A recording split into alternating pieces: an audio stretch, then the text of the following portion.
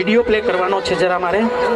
તો આપની શાળાનો જો એક વિડીયો છે એ શાળામાં કરેલી વિવિધ પ્રવૃત્તિઓ છે એની ઝાંખી, એની એક હાઇલાઇટ આપની સમક્ષ અહીંયા પ્રસ્તુતિ કરવાની છે. તો એ દીકરીઓને હું અહીંયા વિનંતી કરું છું, આપ આવી જશો પાંચેય દીકરીઓ.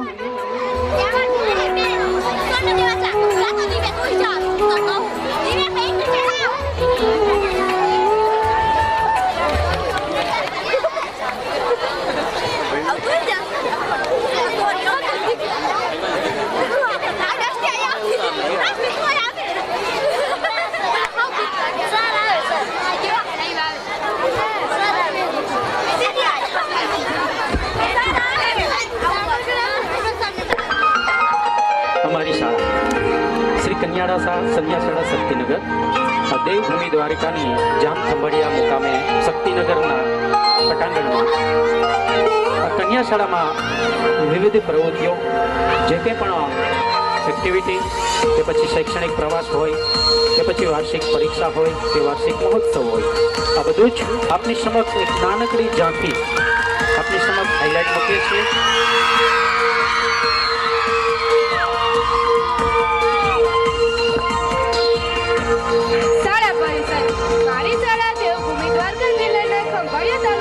શક્તિનગર ગામમાં આવેલ છે. અમારી શાળામાં અત્યારે 9 ક્લાસરૂમ અને 2 બિલ્ડિંગની સામે શાળા પરિસર આવેલું છે. અમારા શાળા પરિસરમાં ગુલાબ, ગલગોટો, ચંપો, બારમાસી વગેરે જેવા સુગંધિત પુષ્પ છોડ અને અજમો, તુલસી વગેરે જેવા ઔષધીય છોડ અને આંબો, બારમાસી, નીલગિરી વગેરે જેવા વૃક્ષ પણ ઉપલબ્ધ છે. અને અમારા શાળાની બિલ્ડિંગમાં સ્નેહાબેન અશોકભાઈ મકનજી ઉડટકરના આર્થિક સહયોગથી આરો પ્લાન્ટ અને દાતાઓના સહયોગથી પાણીના સંગ્રહો માટે વોટર ટેન્ક પણ ઉપલબ્ધ છે. અમે આ તમામ સુવિધાઓનો લાભ લઈએ છીએ અને સુંદર મજાની વનરાજીથી આ શાળા પરિસર સોંપી રહ્યું છે.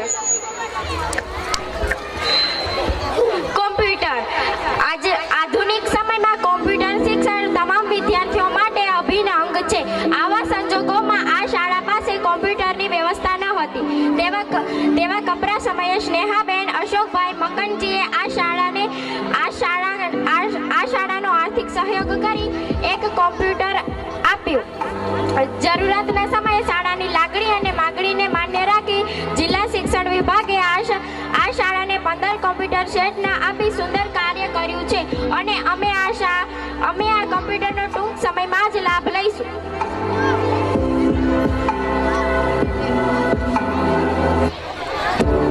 એકમ કસોટી. અમારી શાળામાં દર શનિવારે નિયમિત પરીક્ષા લઈ બાળકોનું શૈક્ષણિક સ્તર ચકાસવામાં આવે છે.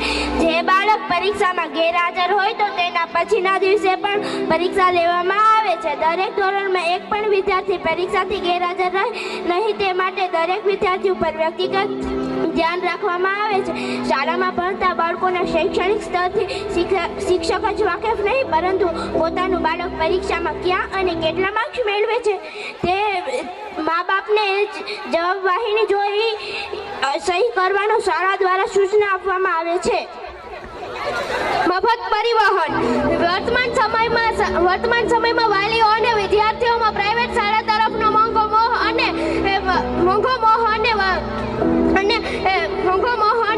આકર્ષણો વધી રહ્યા છે. પરિણામે સરકારી શાળાની સંખ્યા ઓછી થતી જાય છે. તેવા વિષમ સમયમાં અમારી શાળાની સંખ્યા વધે અને વધુમાં વધુ બાળકો શિક્ષણ પ્રાપ્ત કરે તેવા ઉમદા હેતુ સહ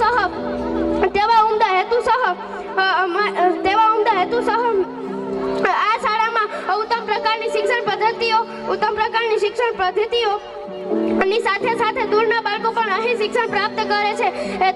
તેઓને શાળાએ આવવા જવામાં સરળતા રહે તે માટે સરકારશ્રીએ મફત પરિવહનની યોજનાનો અમલ થઈ રહ્યો છે. તમામ શિક્ષકો અને આચાર્યશ્રીના સહયોગથી આ કાર્ય સુંદર રીતે થઈ રહ્યું છે અને વિદ્યાર્થીઓ તેનો લાભ લઈ રહ્યા છે.